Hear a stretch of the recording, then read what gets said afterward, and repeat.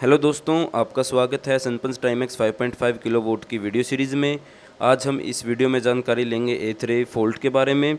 दोस्तों, जो हमारी यूज़र मैनुअल पीडीएफ है उसके पेज नंबर 31 पर आपको ए3 फोल्ट दिखाई दे रहा होगा, जिसका अर्थ है our DC voltage in AC output, यानी इन्वर्टर ने एसी आउटपुट में असामान्य डीसी कंपोनेंट डिटेक्ट किया है। अब सवाल आता है, एसी आउटपुट में डीसी वोल्टेज कैसे आ सकती है, क्योंकि इन्वर्टर का काम ही है डीसी को एसी में बदलना।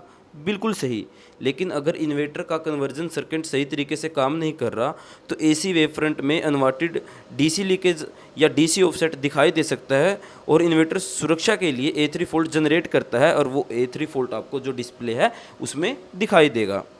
इसको और आसान भाषा में समझते हैं। मान लीजिए आपके इन्वर्टर का आउटपुट परफेक्टली एसी होना चाहिए, यानी स्मूथ साइन वेव, लेकिन किसी कारण से इस वेव फॉर्म में डीसी कंपोनेंट शामिल हो जाए तो कनेक्टेड अप्लायंसेस को नुकसान पहुंच सकता है, विशेष रूप से transformer, motor, induction load, sensitive electronics. ऐसी स्थिति में इन्वर्टर तुरंत प्रोटेक्शन एक्टिवेट कर सकता है और ए3 फोल्ट दिखाता है।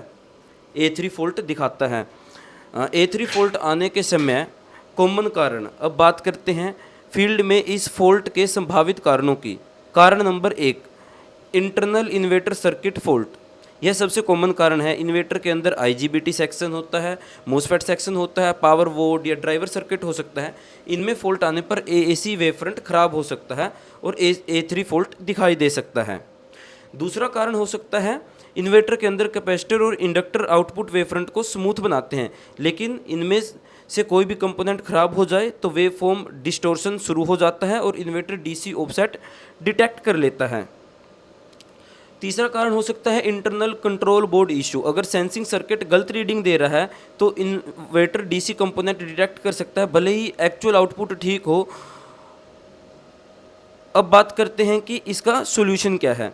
दोस्तों, यदि सबसे पहले आप सभी एक्सटर्नल लोड्स को डिस्कनेक्ट करके रीटेस्ट करें। यदि फॉल्ट हट जाए तो लोड साइड इंस्पेक्शन में दिक्कत है।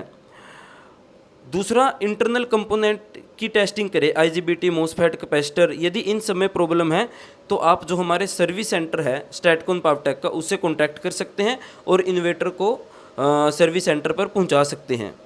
आज की वीडियो में इतना ही। धन्यवाद।